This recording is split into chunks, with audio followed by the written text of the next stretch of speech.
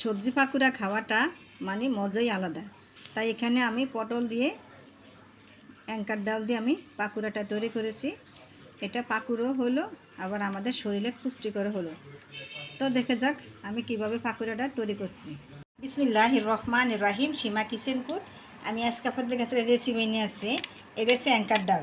Anchor ডাল দিয়ে পটল দিয়ে আজকে দুর্দান্ত স্বাদের আমি একটা পাকুড়া তৈরি করব, পটলের পাকুড়া। অনেকে আছে যে ছোটো ছোটো বাচ্চারা বা বড় মানুষেরা মানে সবজি খেতে চাচ্ছে না, তো আমরা একটা পাকুড়া তৈরি করে দেখাবো। আপনারা আমার ফুল ভিডিওটা দেখুন। তো আমি পাকুড়া তৈরি করার জন্য এখানে আমি যে পাকুড়াটা আমি গ্রেট করে নিয়ে আসছি।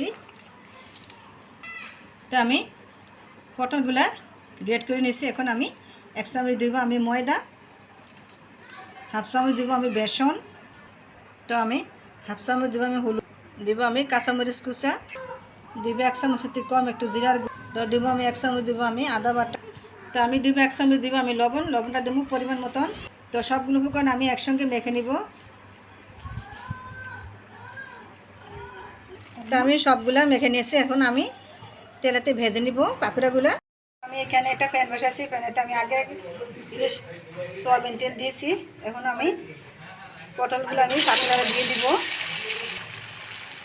এই পর্যায়ে চুলার আঁচটা মিডিয়াম টু লো আঁচে রাখতে হবে, কারণ আলু ফুটে ফুটে যাবে, ভেজে কাঁচা থেকে যাবে। তো আমার পাকুড়া টেজে এখানে আমি আস্তে আস্তে সবগুলো পাকুড়া মিলিয়ে দিব।